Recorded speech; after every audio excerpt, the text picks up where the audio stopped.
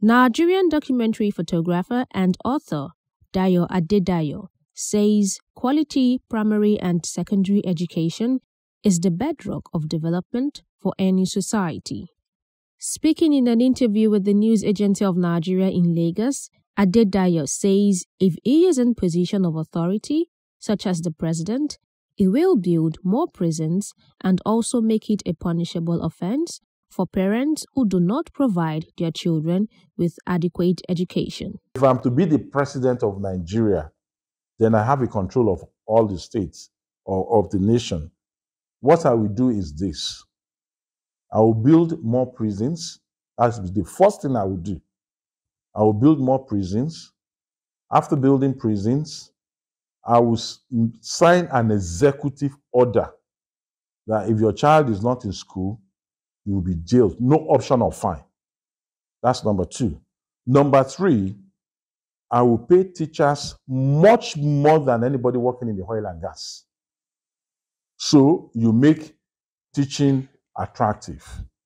3, I will now give compulsory qualitative primary and secondary education.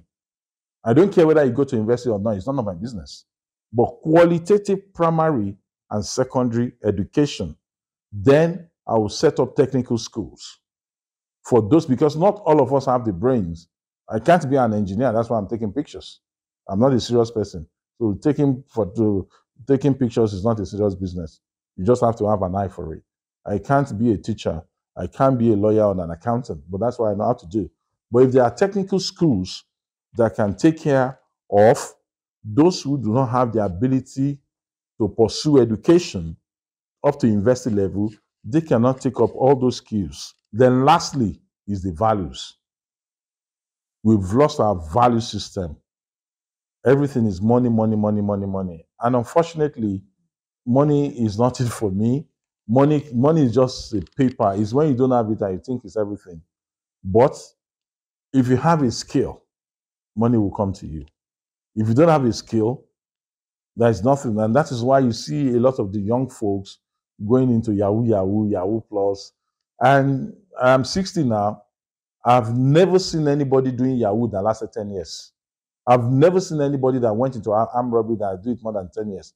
I've never seen anybody that went into fraud or anything, name it, that is negative, that will last a decade. It's absolutely impossible. Nature is not designed that way because it's unnatural, and whether you like it or not, the system will catch up with you. And that's the way it works. And if the system doesn't catch up with you, whatever you think you've gathered, you will lose it. And there is no subnational. I will say it again. There is no subnational that can do that.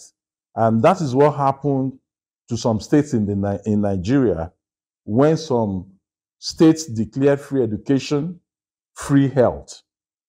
So the states that were not offering free health and free education migrated to the states that are offering free education and free health. Now the demography is changing. And once you lose your demography, the indigenous people lose their demography, they've lost everything. So that means a foreigner can have economic and political power. That does not happen in a system that should be well managed. Otherwise, there will be chaos. So those are my advice. And unfortunately, no subnational can carry out those things. If any subnational try to do it, they will be overwhelmed in no time. And at the end of the day, it will be as if they are not doing anything. He urged government at all levels to invest more in primary and secondary education.